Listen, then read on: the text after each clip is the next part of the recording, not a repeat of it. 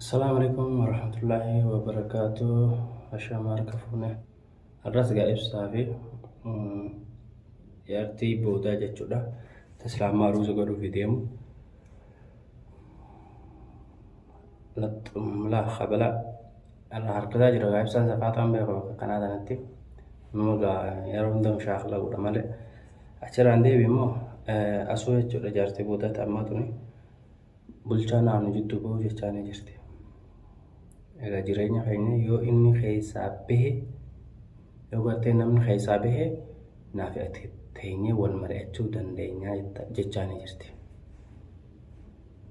Egaa maaliif jennaan waan ishiin irraa jetteef gaa'isiitu beekaa jechuudha.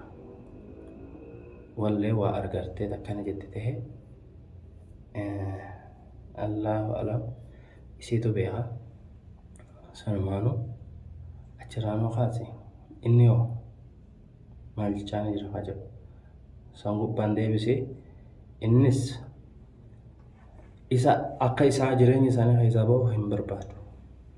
Ibsaan maal jennaan yoo waan nu godhuu dadhabe yaadaan jechuudha sammuudhaan nu gargaaraa nu cinaa dhaabbataa jechaa ni jira. Tole akkasii ammas irra guddaa wanni waan kanaa tan ol facaasu qoon tokko yoo jaarsi hin feene jaartii fedhaa yoo jaartiin hin feene jaarsaaf fedhaa jechuudha nama sanii.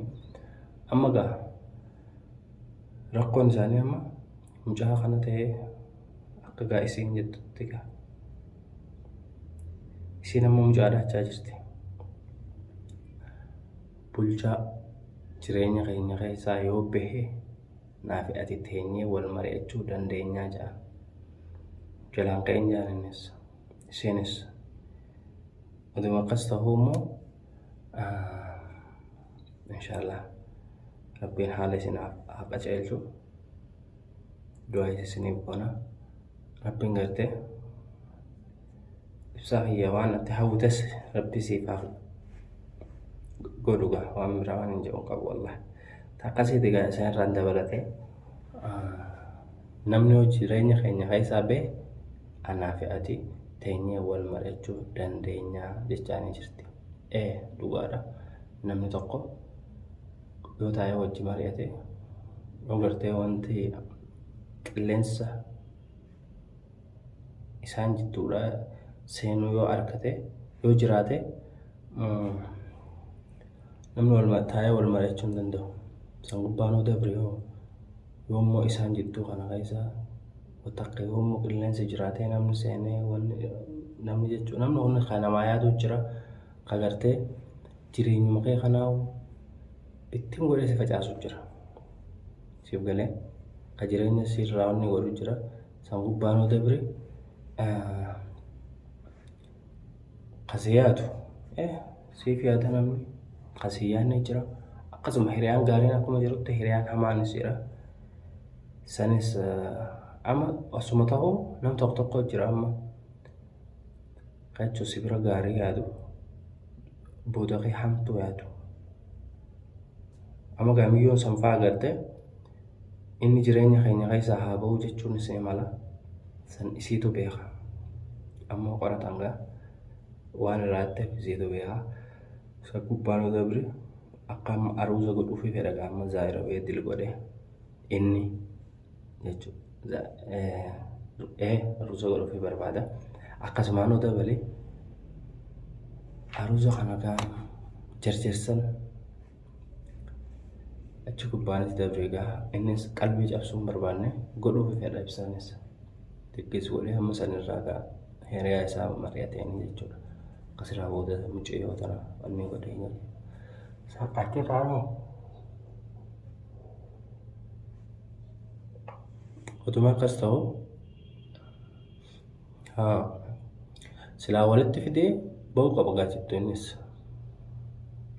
bilchaanis maal godha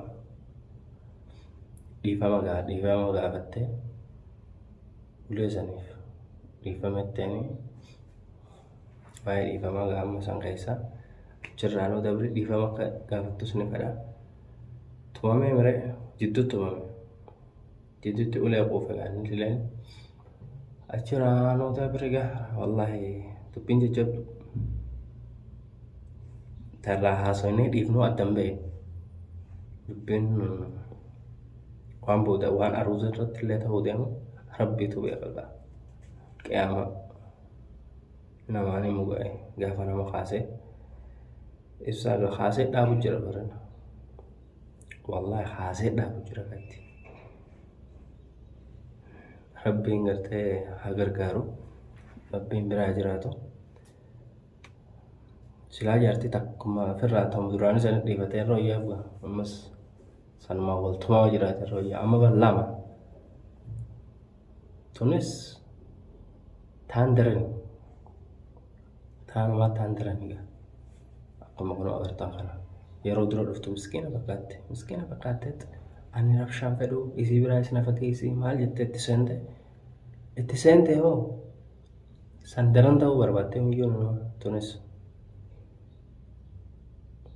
asuun jechuudha hundaafuu gaa rabbiin isaan haa gargaaru gaa ibsuma enna malee waan biraa waan jennuu hin qabnu innis erga argee irraa dhaabbatu qaba san ta'e immoo hunda boksiin hojii irraadhaa jennaanoo haaloo saala taatee jirti alla gaariidha akkanatti illee jiraachuu namni gisee ulee tana bare